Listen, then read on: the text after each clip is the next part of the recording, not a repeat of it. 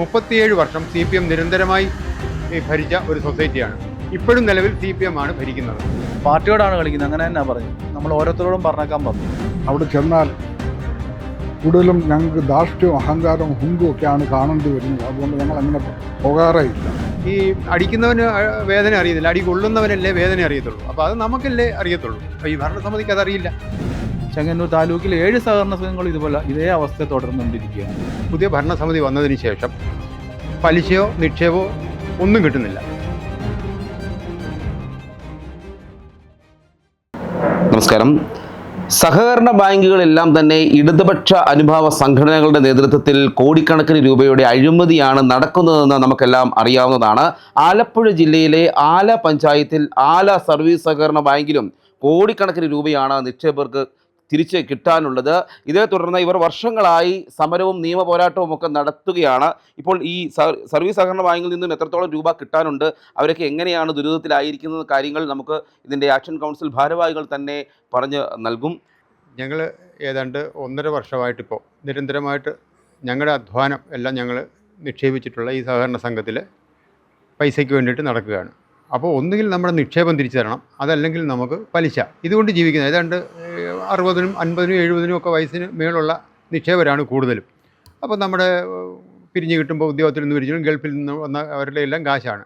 മുമ്പ് നമുക്ക് കുറച്ച് പലിശയെങ്കിലും കിട്ടിക്കൊണ്ടിരുന്നു. ഇപ്പോൾ ഏതാണ്ട് 1.25 വർഷമായിട്ട് പുതിയ ഭരണസമിതി വന്നതിന് ശേഷം പലിശയോ നിക്ഷേപമോ ഒന്നും കിട്ടുന്നില്ല. ഇപ്പോൾ ഞങ്ങൾക്ക് ഏതാണ്ട് ഫെബ്രുവരി മാസം 2025 ഫെബ്രുവരി മാസം ഏതോ ഒരു തുച്ഛമായ ഒരു പൈസ നമുക്ക് തന്നിട്ടുണ്ട്. അതിനുശേഷം ഒന്നുമില്ല.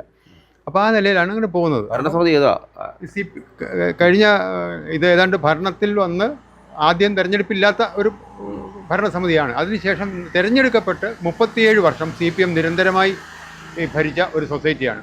ഇപ്പോഴും നിലവിൽ CPM ആണ് ഭരിക്കുന്നത്. അപ്പോൾ നമുക്ക് വളരെ കഷ്ടത്തിലാണ്. നമ്മുടെ നിത്യച്ചെലവിനായാലും ഇതിനെ ആശ്രയിച്ച് ജീവിക്കുന്നവരാണ് നമ്മളെല്ലാം. ഏതാണ്ട് ഞങ്ങൾ ഒരു 135 പേര് കൂടി ഒരു ആക്ഷൻ കൗൺസിൽ ഉണ്ടാക്കി ഞങ്ങൾക്ക് തന്നെ ഏതാണ്ട് 6.5 കോടി രൂപ നമുക്ക് കിട്ടാനുണ്ട്. അപ്പോൾ അത് പലിശയും ഇല്ല, ഒന്നുമില്ല. അപ്പോൾ ഞങ്ങളുടെ വളരെ കഷ്ടത്തിലാണ്. ഓരോരുത്തർക്കും നല്ല കോടിക്കണക്കിന് രൂപയുണ്ടല്ലേ? കോടിക്കണക്കിന് കിട്ടാനുണ്ട്. 1 കോടിയിലധികം കിട്ടാനുള്ള ആളുകളുണ്ട്, 1 ലക്ഷം കിട്ടാനുള്ളവരുടെ. ഇതിൽ ഒരേ വീട്ടിൽ തന്നെ 1-ലധികം ക്യാൻസർ പേഷ്യൻസ് ഉണ്ട്. ഇപ്പോൾ ഇന്നലെ പോലും ഒരു ക്യാൻസർ പേഷ്യൻ്റ് മരിച്ചിട്ടുണ്ട്. അവർക്ക് പോലും പൈസ കിട്ടുന്നില്ല. ഇതിൽ ആണ് ഇപ്പോഴത്തെ സഹകരണ സംഘത്തിൻ്റെ പോക്ക്. താങ്കൾ ജോലിയായിരുന്നു സർക്കാർ സർവീസ്? ഞാൻ ഗൾഫിലായിരുന്നു. അപ്പോൾ എൻ്റെ അന്നത്തെ അധ്വാനം എല്ലാം കൊണ്ടാണ് ഞാൻ ഈ സൊസൈറ്റിയിൽ നിക്ഷേപിച്ചിരുന്നത്. അപ്പോൾ നമുക്ക് പലിശ അല്പം പലിശ കിട്ടിക്കൊണ്ടിരുന്നതാണ്. ഇപ്പോൾ ഏതാണ്ട് ഫെബ്രുവരി മുതൽ ഇങ്ങോട്ട്, ഫെബ്രുവരിക്ക് ശേഷം ഇങ്ങോട്ട് ഒരൊറ്റ പൈസ പോലും കിട്ടിയിട്ടില്ല. അതുപോലെയാണ് ഞങ്ങളുടെ എല്ലാവരുടെയും അവസ്ഥ. ഒരു രോഗം ചികിത്സിക്കാനോ നമുക്ക് അവിടെ നിന്ന് പോകാനോ ഒക്കെ ആയിട്ട് ഇതിനെ ആശ്രയിച്ചാണല്ലോ. അപ്പോൾ അത് കിട്ടാത്ത ഒരവസ്ഥ. ഈ അടിക്കുന്നവന് വേദന അറിയത്തില്ല, അടി കൊള്ളുന്നവനല്ലേ വേദന അറിയത്തുള്ളൂ. അപ്പോൾ അത് നമുക്കല്ലേ അറിയത്തുള്ളൂ. ഈ ഭരണസമിതിക്ക് അതറിയില്ല. കൈവന്നൂർ പോലെയുള്ള ബാങ്കുകളിലൊക്കെ നടന്ന കാര്യം നമുക്കറിയാം. അതിന് മുൻപേ ഇവിടെ പ്രശ്നം ഉണ്ടായിരുന്നോ? ഇവിടെ നാടുകളായിട്ടുള്ള പ്രശ്നമാണിത്. മാത്രമല്ല ഇപ്പോഴത്തെ ഒരു പ്രധാന പ്രശ്നം എന്ന് വെച്ചാൽ നമ്മളെ ഭീഷണിപ്പെടുത്തൽ.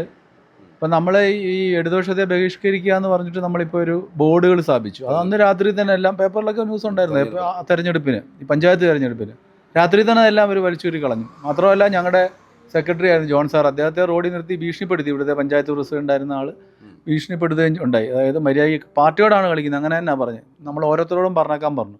സത്യത്തിൽ ഇപ്പോൾ ഇറങ്ങി നടക്കാനും പേടിയാണ് രാത്രിയിൽ, കാരണം അങ്ങനെ വല്ല പ്രശ്നം ഉണ്ടാവുമെന്ന്. അപ്പം നമ്മൾ ശരിക്കും പറഞ്ഞാൽ നമ്മൾ പാർട്ടിക്കെതിരായിട്ടൊന്നും അല്ല സംസാരിച്ചത്. ഇത്രയും ആളുകൾക്ക് വേണ്ടി കുറച്ച് ആളുകൾ സംസാരിക്കുന്നതേ ഉള്ളൂ. അത് ഏറ്റവും ദയനീയമായിട്ട് ഈ പറയുന്നത് പോലെ, സാറ് പറഞ്ഞതുപോലെ ഈ ക്യാൻസർ പേഷ്യൻസ് ഉണ്ട്, അതുപോലെ പിന്നെ പെൺകുട്ടികളുടെ വിവാഹം, പഠിത്തം, ഇത് പിന്നെ കുട്ടികളുടെ പഠനം, ഇങ്ങനെയൊക്കെ നിക്ഷേപിച്ച ആളുകളാണ് മൊത്തത്തിലുള്ളത്. അത് ഗൾഫുകാരെന്ന് പറഞ്ഞാൽ വിരലി എണ്ണാവുന്നേ ഉള്ളൂ. ബാക്കി എല്ലാവരും പെൻഷനേഴ്സ് തന്നെയാണ്. 70-75 വയസ്സുള്ള പെൻഷനേഴ്സാണ് ഉള്ളത്. ഇത് വളരെ ദയനീയ അവസ്ഥയിലാണ് പോകുന്നത്. അപ്പോൾ ഇവരിപ്പോൾ പറയുന്നത് കുറച്ച് പൈസ കിട്ടും. അപ്പോൾ അത് നമ്മൾ ARമായിട്ട് സംസാരിച്ചിരുന്നു. എത്ര കിട്ടിയാലും അതിൻ്റെ 10% മാത്രമേ നിക്ഷേപകർക്ക് കൊടുക്കാൻ പറ്റത്തുള്ളൂ. അതിപ്പോൾ ഈ ഇലക്ഷന് വേണ്ടി ഇവരിറക്കിയൊരു പിന്നെ കള്ളക്കഥയാണ്. ഇപ്പോൾ ഉടനെ പൈസ വരുന്നുണ്ട്. അതിപ്പോൾ നീട്ടിയിട്ടുണ്ട്. ഇപ്പോൾ മാർച്ചിനുള്ളിൽ തരുമെന്നാണ് പറഞ്ഞത്. അപ്പോൾ അടുത്ത ഇലക്ഷനും കൂടെ വരാൻ വേണ്ടി കാത്തിരിക്കുകയാണ്. ഇപ്പോൾ ചെങ്ങന്നൂർ 7 സഹകരണ സംഘങ്ങൾ ഇതേ അവസ്ഥയാണ്. ചെങ്ങന്നൂർ താലൂക്കിൽ 7 സഹകരണ സംഘങ്ങൾ ഇതുപോലെ ഇതേ അവസ്ഥ തുടർന്നുകൊണ്ടിരിക്കുകയാണ്. അപ്പച്ചനും പൈസ നിക്ഷേപിച്ചിട്ടുണ്ടോ? ഉണ്ടല്ലോ. എൻ്റെ പറയണോ? എമൗണ്ട് പറയണം. 30 ലക്ഷം രൂപയോളം ഉണ്ട്. എൻ്റെ വൈഫിൻ്റെയും കൂടെ. ഇതിപ്പോൾ ഞാൻ അധ്വാനിച്ച പൈസയാണ്, ഗൾഫിൽ കിടന്ന് വെയിൽ കൊണ്ട് അധ്വാനിച്ച പൈസയാണ്. ഞാൻ പല പ്രാവശ്യം അവരോട് പോയി ചോദിച്ചു, എനിക്ക് മുട്ട് ഓപ്പറേഷൻ ചെയ്തേ ഒക്കത്തുള്ളൂ, എനിക്ക് പൈസ കിട്ടണം, അതായത് കിട്ടിയില്ലെങ്കിൽ ബുദ്ധിമുട്ടാണ്, എൻ്റെ വേറെ പൈസയില്ല.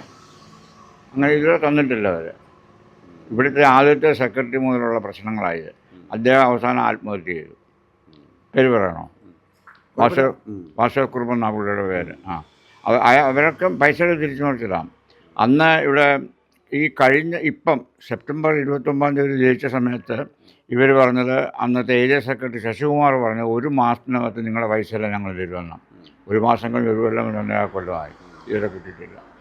ചെല്ലുമ്പം ഇവർക്കെല്ലാം 1000 രൂപ കൊടുക്കും. ഇപ്പോൾ 1000 രൂപയ്ക്ക് ഞാൻ ഇവിടെ നിന്ന് 110 രൂപ ഇത് ഓട്ടോക്കൂലി കൊടുക്കണം അവിടെ ചെല്ലണം. അതുകൊണ്ട് പറയാനൊന്നുമില്ല, അതുകൊണ്ട് പോകാറേ ഇല്ല.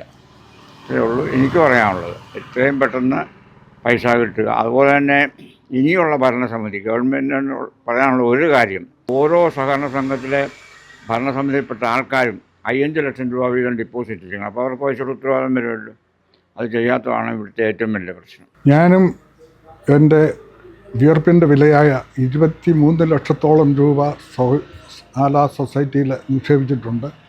എനിക്ക് എൻ്റെ മകൻ്റെ വീടിൻ്റെ പണിക്ക് വേണ്ടിയിട്ട് കിട്ടുന്ന പൈസയാണ്. സമയത്ത് ആ പൈസ കിട്ടാൻ ഇതുവരെ വീട് പണി തുടങ്ങാൻ സാധിച്ചിട്ടില്ല. അതൊരു വലിയ ബുദ്ധിമുട്ടിലിരിക്കുകയാണ്.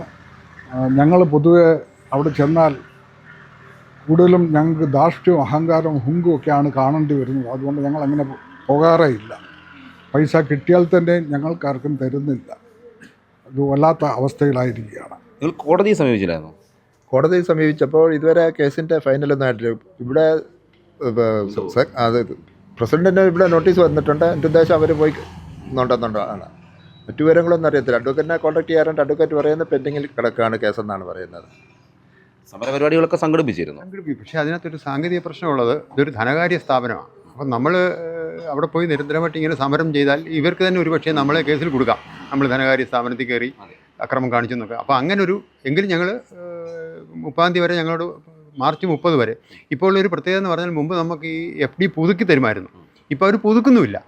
അപ്പം നമുക്കത് വീണ്ടും നഷ്ടത്തിലേക്ക് വരും. ഒന്നിൽ പൈസ തരാൻ പറഞ്ഞാൽ അത് 30 വരെ നമ്മൾ സമയം കൊടുത്തിരിക്കുക, അതിനുശേഷം പുതുക്കി തരാമെന്നാണ്. അപ്പോൾ അതിനുശേഷം ഞങ്ങൾ നിരന്തരമായിട്ട് എന്തായാലും ഗാന്ധിയൻ മാർഗത്തിലുള്ള സമരം നടത്താൻ തന്നെയാണ് തീരുമാനിച്ചിരിക്കുന്നത്. ആല സർവീസ് സഹകരണ ബാങ്കിൽ കോടിക്കണക്കിന് രൂപ നിക്ഷേപിച്ച ആളുകളുടെ അവസ്ഥയാണ് നിങ്ങൾ കേട്ടത്. അതായത് കേരളത്തിലുള്ള മിക്ക ബാങ്കുകളിലും ഇതേ അവസ്ഥയിലായി നിൽക്കുകയാണ്. കൂടുതലും ഇടതുപക്ഷ അനുഭാവ സംഘടനകളാണ് ഇപ്പോൾ ഭരിക്കുന്നത്. അങ്ങനെയുള്ള ആളുകൾ വന്ന് ഈ കോടിക്കണക്കിന് രൂപ അഴിമതി നടത്തുന്നു. പലരുടെയും പേരിൽ വായ്പ എടുത്ത് കോടിക്കണക്കിന് രൂപയുടെ കടമാക്കി മാറ്റുന്നു. അത്തരത്തിൽ ഈ സഹകരണ സ്ഥാപനം നശിപ്പിച്ച് കളയുന്ന ഒരു സാഹചര്യത്തിലാണ് എത്തി നിൽക്കുന്നത്. ഇനിയും ഇവരുടെ ഏക ആശ്രയം കോടതി തന്നെയാണ്. ക്യാമറമാൻ ഇതിനൊപ്പം CR ശ്യാം, മറുനാടൻ മലയാളി, ചെങ്ങന്നൂർ.